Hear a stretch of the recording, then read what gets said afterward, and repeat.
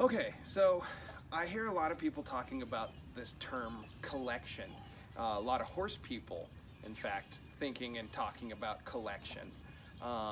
And there seems to be a lot of discrepancy between the disciplines, what this means, and just in general in the horse world, whether you're part of a discipline or just trail riding your horse. What do people mean when they say get your horse collected or collect them up? A lot of people, they just mean softness through the head and the neck. And what they're looking for is something like that, where the horse gives them the pull, flexes their head and their neck. But you see what's going on with their back end? Not a whole lot. They're just kind of well, it's hard to see at this angle, but his back end didn't do anything.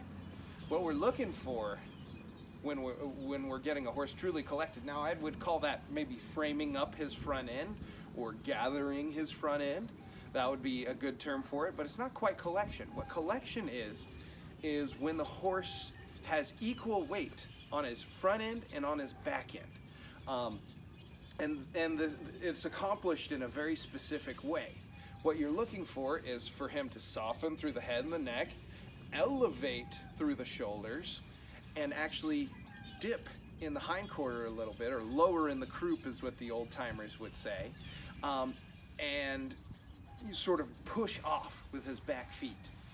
What that does is it actually transfers weight to his back end. Because if you look at how a horse, even like this guy, is set up, he's got a big old lever over his front end, and pretty much not a whole lot over this back end here. So he's obviously has more weight on his front shoulders. And his center of gravity is it in front of his shoulder, or just right about at the point of his shoulder.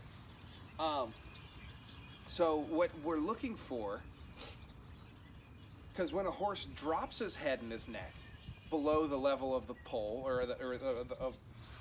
when a horse drops his poll below the level of the withers, you hear a lot of Western people say that's collection. What that is it's actually extension, because you put weight on the front end. They're actually putting an extra 125 pounds, something like that, on the front end. So real collection is when the horse elevates their poll, actually, but softens through the head and the neck, relaxes these adductor muscles, engages all of these top line muscles, pushes off with his hindquarters, and evens out his weight distribution from 60% on the front end to 50-50. That's collection. That's turning your horse into a top, and that's really complicated. But let's conceptualize this a little bit, make life a little easier. So if this was the horse's spine, we can kind of bend it so that you see that's the head and the neck, the skinny end, and the fat end is kind of the back. So if you were to first gather the front end like you would and get that poll to flex, see what happens in the shoulder region. Let me see if I can get closer. So this is the horse's spine again. If we flex in the head and the neck, that's the first step to getting the shoulders to elevate. And then we drive from the hindquarters, and you see how that turns this horse's spine into one kind of solid unit that can work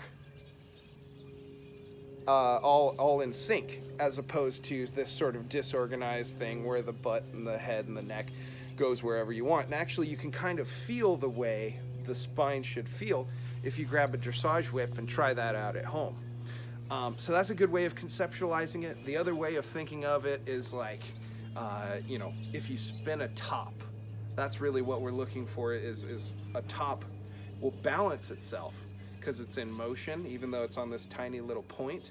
But kind of any little indication, any little movement in the core of the top influences it in a certain direction. That's the same thing we kind of want in our horse when we collect them up, is we just want to kind of be able to influence them in any single direction.